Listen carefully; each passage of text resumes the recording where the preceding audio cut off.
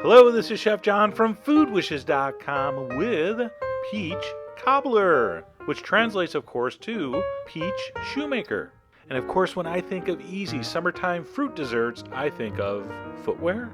Anyway, I have no idea why this is called a cobbler, but I do know how to make it. So step one here, we're going to prep our peaches. I have 5 pretty large peaches. I'm going to cut around the center of the peach. I'm going to twist it, and that pit will pull right out if you're using freestone peaches. There's freestone and there's clingstone. So ask the person at the market, yo, dude, are these freestone? Those are the ones you want.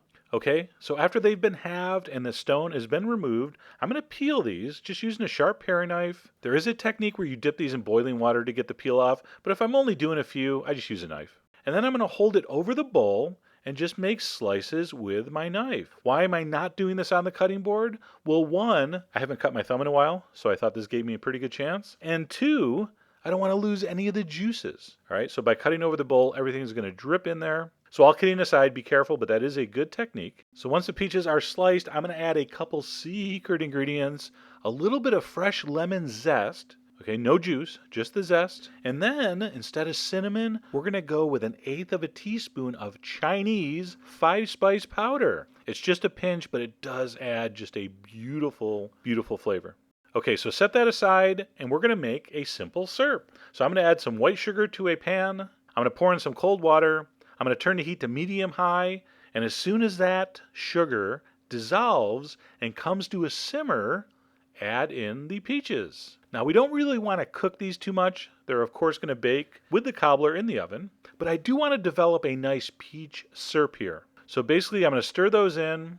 As soon as it comes back to a simmer, I'm going to cook it for about 2 minutes, and then I'm simply going to turn it off and reserve. And by the way, if you're wondering if that smells good or not, oh yeah, super good. Okay, next step, I'm going to take our baking dish, which in this case is a cast aluminum sort of shallow Dutch oven. I got this from my friends at Amusa. Anything similarly shaped will work. I'm going to throw that over low heat, toss in a stick of butter. Yep, just 1 stick. We're going to kind of go light here. And as soon as that melts, turn it off. Okay? And then it's on to the batter, which is sugar and self-rising flour. I will explain that in the blog post, but not regular flour, self-rising flour. I'm going to mix that together. I'm going to pour in some nice cold milk, and I'm simply going to stir until smooth. Now, I see a lot of recipes for cobbler, and they say don't overmix, which I don't understand, because this is so thin, it's not really something that's going to get overmixed. It's not like you're making a bread or a biscuit. So just mix it till it's smooth. I'm going to pour that into my melted butter, okay? On to the last and most important step. You're going to gently place the peaches on top of the batter, including the syrup drizzled around. Do not, whatever you do not mix this into the batter. You want the peaches and syrup on the top. As it bakes, believe it or not, that batter is going to rise up through that sweet, peachy syrup and form this incredible brown, buttery crust. It's like magic meets science meets awesomeness. So we're going to place that in a preheated 350-degree oven for about 50 minutes, 50, okay?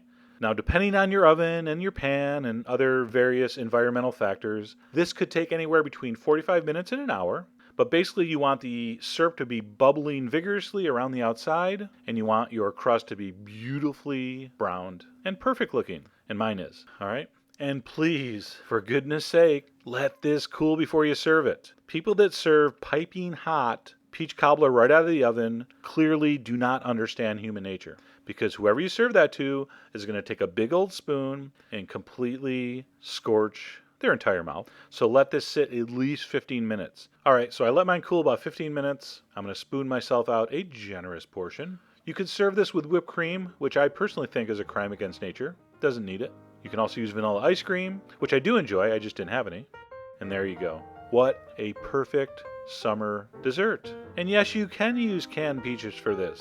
Not a problem. But you know what? It's the middle of summer. You can find peaches. Go find peaches. Make sure they're freestone. And then give this a try. You won't be sorry. And neither will your family and friends. So anyway, there you go. Fresh peach cobbler. All the ingredients are on foodwishes.com as usual. And as always, enjoy.